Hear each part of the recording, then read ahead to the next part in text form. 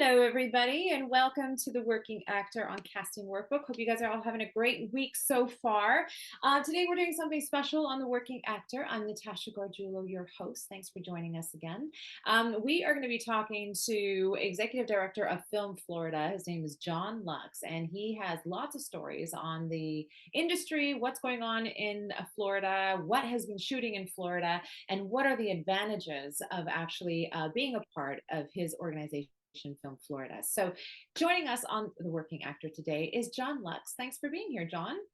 Thanks for having me. We were just talking about Florida, sunny and wonderful. And there, it used to be a really big, or it still is a big production hub where movies and all that are shooting. Tell me a little bit about what's going on in Florida these days in terms of production wise. Yeah, so I mean, probably no secret to anybody that's on here. Florida does not have a statewide incentive program, which makes it challenging for those of us in the industry trying to attract, bigger budget feature film television series. But where we have always been and will always be very strong here in Florida is commercials, independent films. Made for TV movies have really done well here the last couple of years. And then music videos, corporate communications, sports broadcasting, those type of things that typically don't rely on incentive programs. And so, right now, look, no one would ever say that we don't want any of those bigger things, but we just don't have those right now on a consistent basis. And so we need to know who our audience is in terms of what we're trying to attract and what we're trying to retain here in the state. And so we're focusing mostly on what we do have, as opposed to wallowing in what we don't from a state perspective. We also do have a number of local incentives throughout the state. A number of different counties have them and cities. And so, those, again, no one's ever going to say those are as good or as big as some of the statewide programs, but they're certainly better than not having them. And so those areas are seeing an increase in production. And so, we're focused on what we have to offer, which has always been great weather, great locations, a lot of history, a good crew base, both from the cast and the crew side of things. And we know if people do want to come here, we'll be able to give them good service. And if they don't because they're going somewhere else for financial reasons, then that's just kind of the facts of life. Yeah, no, and you were talking about, saying that you don't get those big budget films there, but the day to day and the shooting and the production that does go on in Florida, I mean, Mhm. that's pretty satisfactory for any actor who's trying to find auditions to go to every day. There seems to be a lot to offer. Um, Yeah. Go ahead. Yeah, I mean, it's if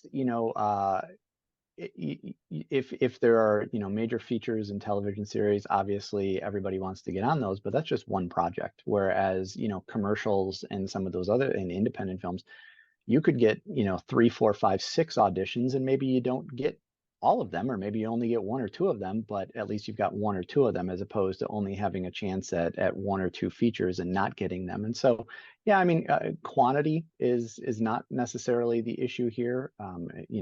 So there are a lot of opportunities. Yeah. Now, you've been the executive director for Film Florida. You haven't always been the executive director. Your story is pretty fascinating because you're not originally from Florida. You're from Chicago. So you're from the Yep. Midwest. What Yep. brought you to Florida and what introduced you to the whole world of film and television?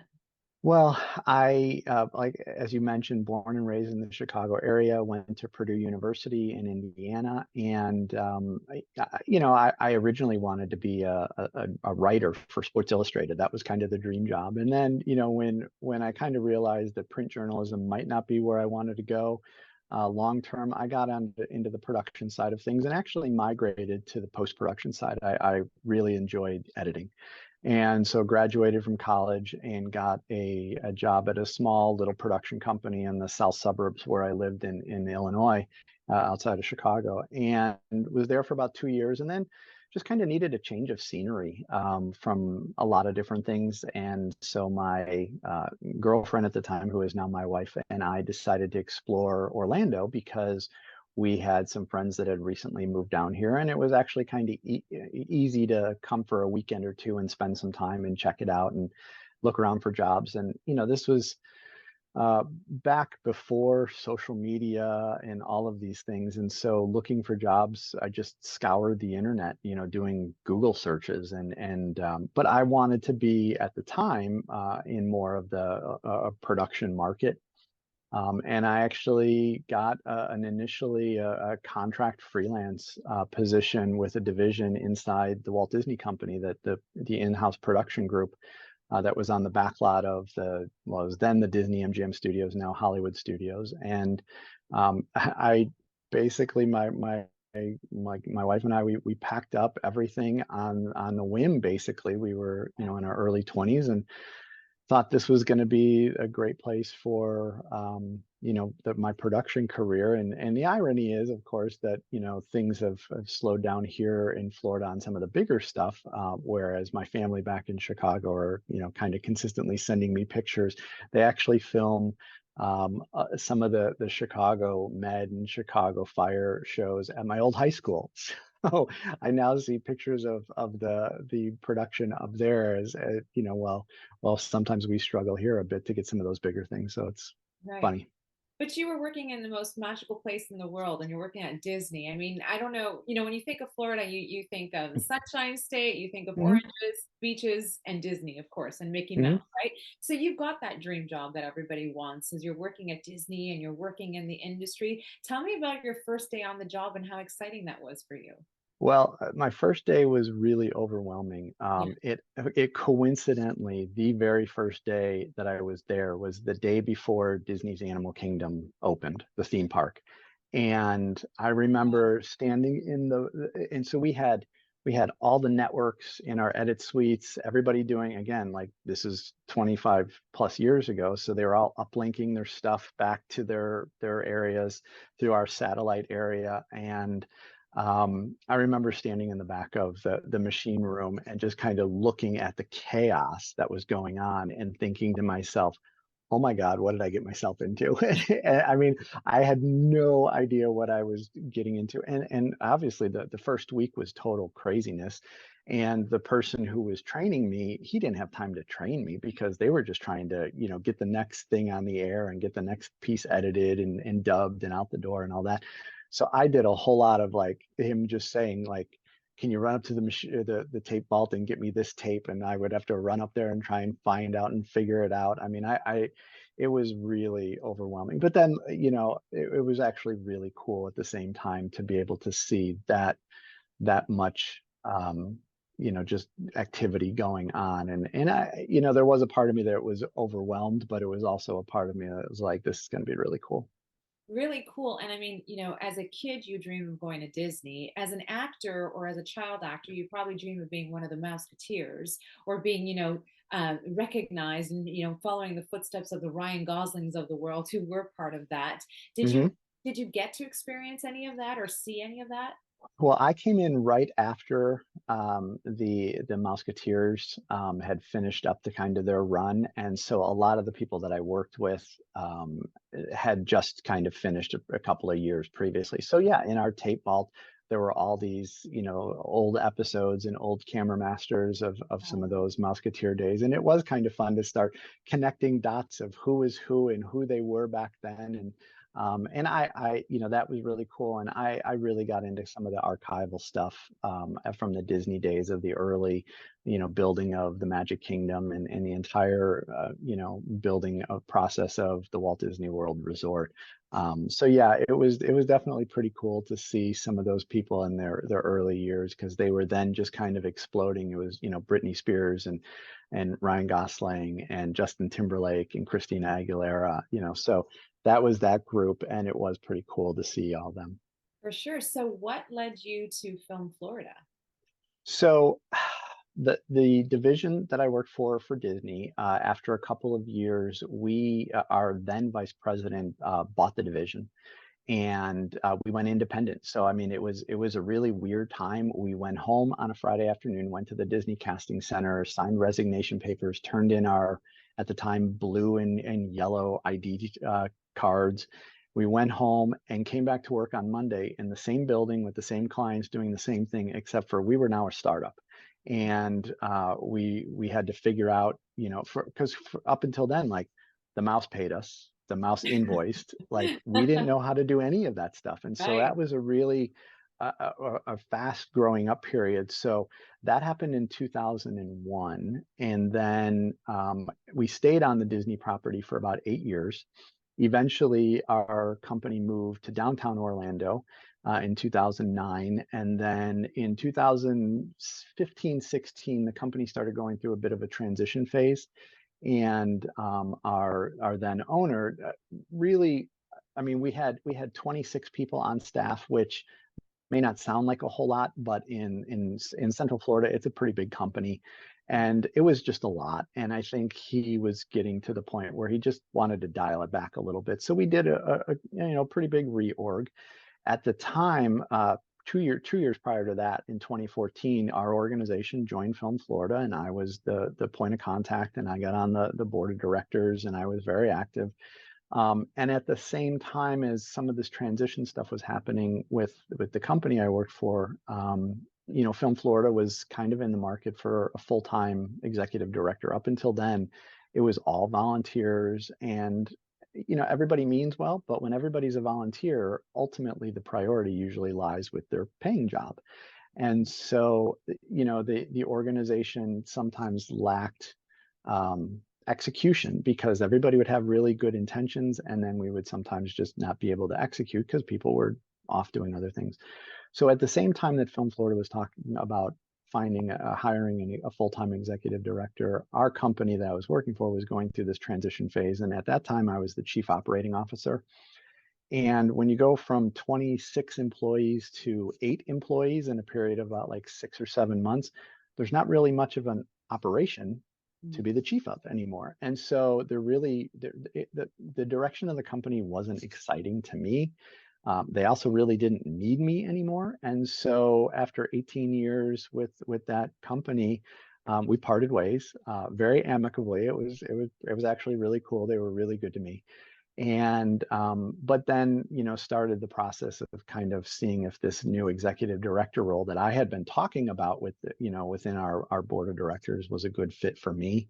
And after figuring out all the little details, I was hired in June of 2016, and I've been in this role since.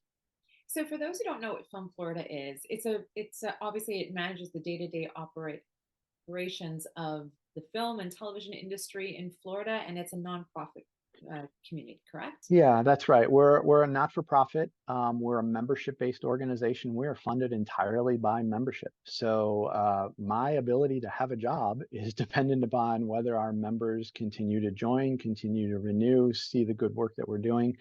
And our main mission is to grow and strengthen the industry here in the state of Florida. And we think we can do that through four, we'll call them pillars.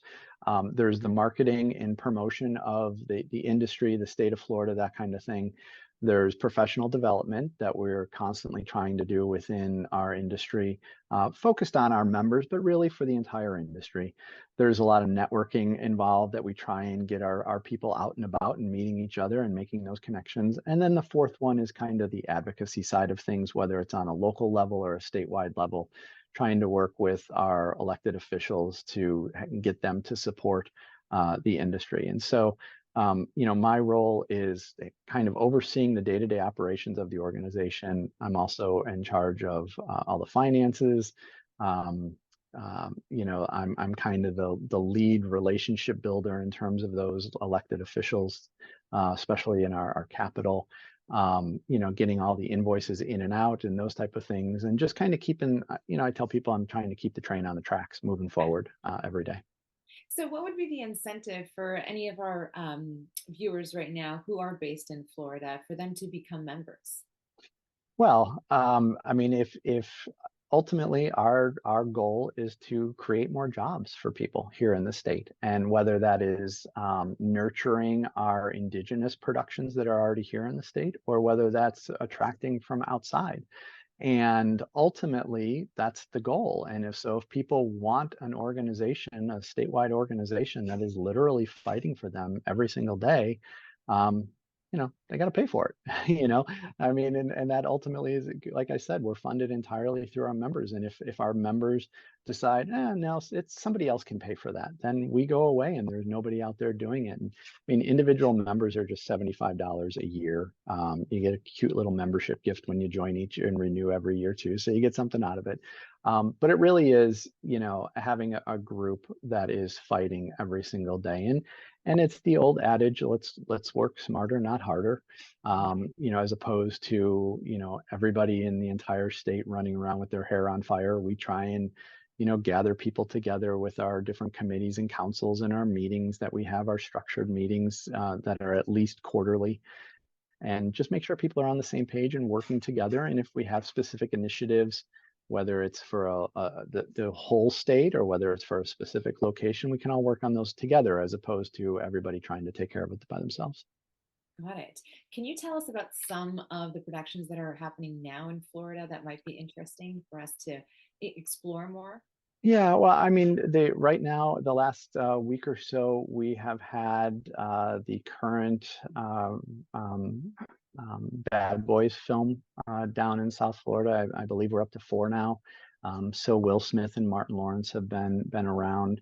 Again, going back to some of the challenges, we're going to get them for about a week, maybe a week and a half, and then they'll go up to Atlanta for another couple of months.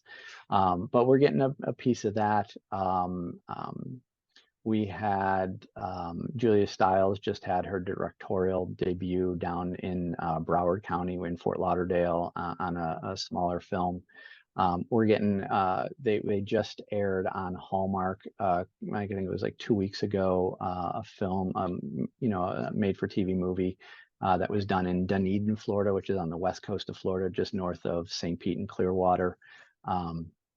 So those are some of the main ones. We also have again a piece of a Brad Pitt film that is about race car driving, and so conveniently enough, that was up near the Daytona Beach area.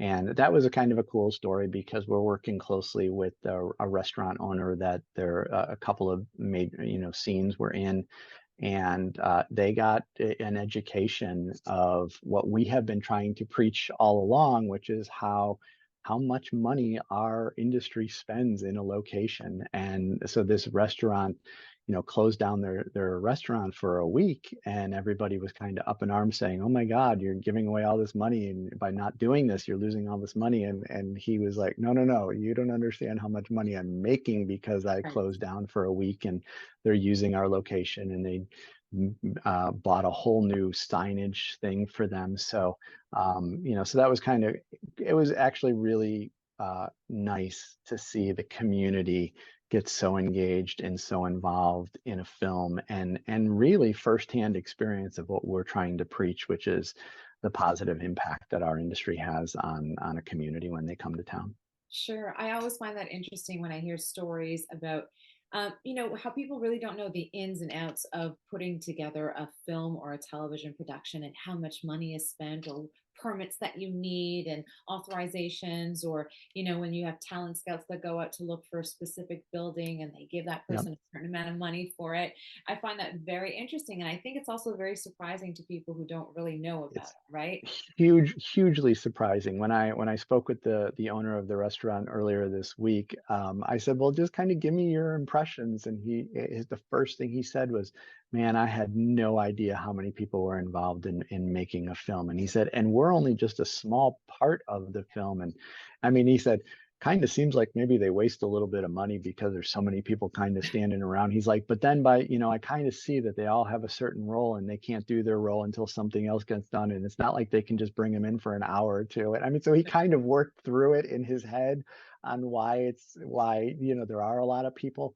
But yeah, it was really, you kind of like when you're in it like we are, sometimes you're kind of in the weeds and you have blinders on and you kind of forget that the majority of people don't really understand what goes into making a film, and they just kind of think it's a couple of actors and maybe a director, producer, and a cameraman and the guy who holds the lights. I mean, that's what we get a lot of, people. And so it was really interesting to get his perspective on Just kind of, he referred to it a couple different times of the organized chaos that goes in behind the scenes. But he was so quick to say how accommodating everybody was and how professional they were and how respectful they were to his restaurant. And I, in the end, I said, "Would you do it again?" And he said, "Oh, in a heartbeat."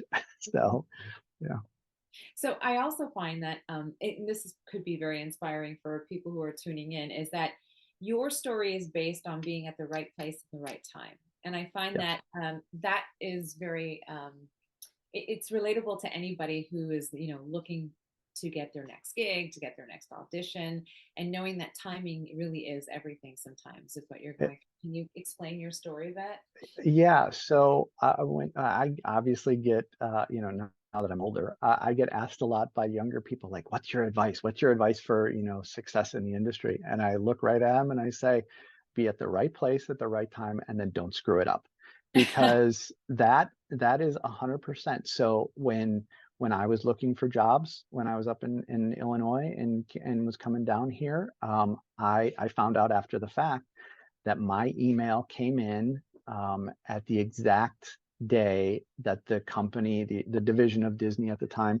was talking about the guy who was in the tape vault at the time, moving him up the chain. And the question was, okay, if we're going to move Mike up, who's going to take over? Who's the next person? And nobody had anybody. And here comes my email, and they could tell I was eager and willing, and so I got the job, and they offered it to me. And then once I was here, that part of the transition between being part of Disney and then going independent, there were two or three people above me kind of in the totem pole, because by that time I had decided I wanted to go into the operations side of the business. I didn't really want to be an editor the rest of my life. As much as I enjoyed it, I just didn't see it for the long term. And three people ahead of me decided, no, I'm not going to go to the startup independent. I'm going to stay in the comfortable part of, Disney, and I'm going to stick with the company. So they left. And again, our owner kind of looked around and was like, well, I guess you're next. And so I went from kind of being almost the tape vault guy to being the operation manager for this startup company within, like, a year basically. And then again, it was, now you're in the role, don't screw it up. And so and that's kind of the same thing with how I got the gig at Film Florida. Like, I mean, I certainly was qualified by that point in my career, but I happened to have the right circumstances going on in my life and in my career at this time that they were looking for a position. And there were certainly people within Film Florida, the organization, that were like, well, I don't know if John's the right person. I don't know if we really need a full-time executive director. I don't know. I don't know. There are all these questions.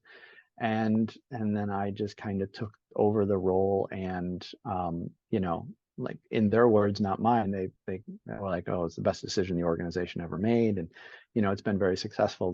They haven't gotten rid of me, and I've been here for 7 years now. So yeah, I mean, that's the thing, is just be at the right place at the right time. And the only way to do that is to be assertive and to be out there.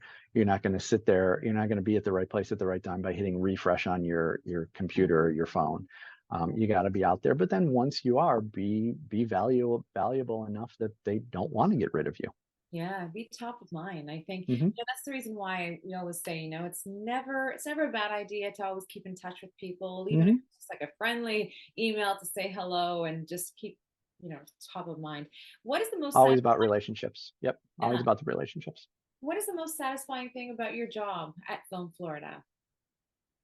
When I can help our members. I mean, our mission is to help the entire industry, but I feel loyalty to those that are, well, I mean, literally employing me by paying their membership dues. And so it really is satisfying when somebody will send me an email or call me up and say, hey, I'm looking for an entertainment lawyer. Do you know any good ones? And I can say, yeah, as a matter of fact, we have four of them that are members. Here is their name and number, and it works out. Or if somebody's looking for somebody that does voiceovers, as opposed to just being a traditional on-camera act. Yes, I know a handful of them. I got one in Miami, I got one in Fort Lauderdale, I got two in Orlando. I mean, and it does feel good to be able to connect those people and truly get a return on their investment for their membership, the tangible.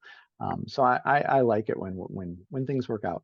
Yeah, I'm getting some people in our chat asking, is this only open to Floridians or can anyone be a member? Anybody can join. I mean, certainly our focus is more on Florida, but everybody is welcome. We are all inclusive, and we do, we go outside of Florida. I mean, we organize what we refer to as sales missions. So we have people that go to Tribeca, we have people that go to TIFF, Mm. um, both of the real screens. We don't really do South by Southwest anymore. I'm forgetting. Oh, we had a bunch of people over at the Focus over in London. We have people that go to AFM. So we have people that actually do travel throughout the country, and it's our members. They pay for it, but we help organize and try and get those group rates. And so there certainly is some benefits and some networking opportunities for people, regardless of whether they live in Florida or not. That's great. So if anyone wanted to learn more about Film Florida or get in contact with you, I know you guys are very active on social media. You have a website as well. What's the Yep. best way? Okay, so there is kind of a laundry list. So the website is filmflorida.org. You can go there. We are on Facebook, X, LinkedIn, Instagram, and Threads. If you look up Film Florida, you'll find our logo.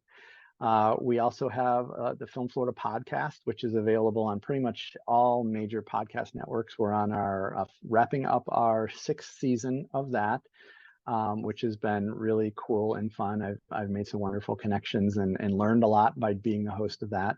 And then we do a monthly professional development series, very similar to this actually, called Hmm. Film Florida Friday. We're once a month on a Friday morning, and we pick a topic and we have panelists and we talk. And it's a regular Zoom session. So it's me and the panelists. And then when we get through kind of our scripted questions, we open it up to the audience and let them ask their questions. We actually have one coming up next Friday on March 8th in honor of Women's History Month. We have women in production. So we have some really great production people that'll be joining us to talk about what it's like to be a woman in the industry. And it will actually be the highlight. I think the highlight will be the first Film Florida Friday that I'm not the host of, because we're going to hand it over to somebody better for that discussion. So I love that's that. I will be tuning into that because we need okay. more women in production. We need more women producers. We need more women directors. We need 100%. We all. need we need more women in leadership roles, period, at this point in our life. I think we don't tell anybody. This is a secret, of course. Nobody can see except us. But I think we would be much better off in a lot of different situations if we had more females in charge. All right. Well, you just said that. So it's not a secret anymore. It's out there. Everyone heard you.